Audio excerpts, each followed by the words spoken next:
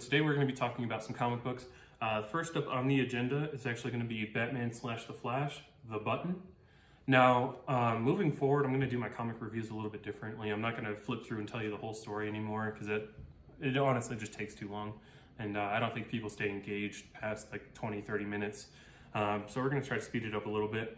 So the Batman and the Flash, so they're teaming up, and as you can see, the button is from the Watchmen. It's like their big like logo or like go-to thing as far as like marketing goes, and like you can recognize it's the Watchmen and all that kind of stuff.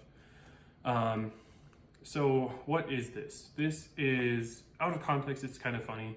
Like this is a part of the Rebirth. This is part of like their initiative to bring the Watchmen into the main DC universe. Or at least that's what I understand from this, because it's a road to, like, as you can see on the cover, it's the road to the Doomsday Clock. So Doomsday Clock is the actual event where it all goes down, where the Watchmen really get integrated into the DC universe. And this is just kind of like a preface, like, hey, this is coming, so get ready for it. So I enjoyed this story because I always enjoy like good detective kind of stuff. That's always really fun, and that's what Batman does. And honestly, the Flash is written pretty well for it too. Obviously, dude's like a crime scene investigator and all that kind of stuff. So they find the button, and it's wild what happens. So like it's in the Batcave, and then the Reverse Flash shows up and just started beating them like relentlessly. It's crazy. Like yeah, right here. He's basically he's trying to stall, so he sent out a thing into the Flash like, hey, get my butt kicked. Reverse Flash is here. I need your help. And so he's trying to stall him for this whole minute. Like he's taking shots left and right. Like Batman is getting just like wasted. He's getting beat up. And a whole minute passes, and the Flash still isn't there. He's like, oh crap. Basically, Reverse Flash touches the button and gets zapped somewhere, sees the big blue guy, Dr. Manhattan, comes back and gets vaporized. Like, it's crazy.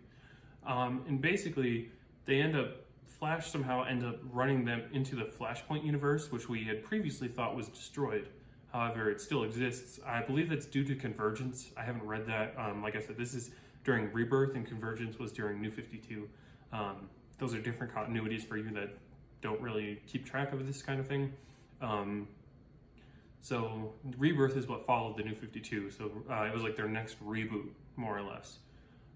So the Flashpoint universe exists, and he takes Batman with him to that universe. So Bruce gets to meet Thomas as Batman.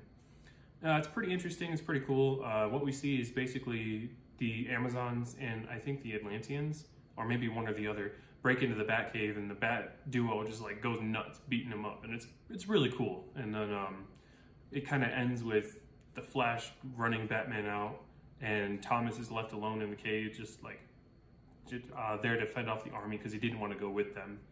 And it's really interesting. I read it a little while ago, so the ending is a little fuzzy to me. Oh, right. So when the Reverse Flash gets teleported, he drops the button wherever Dr. Manhattan is, and then, like I said, this whole story is really just a segue into the Doomsday Clock.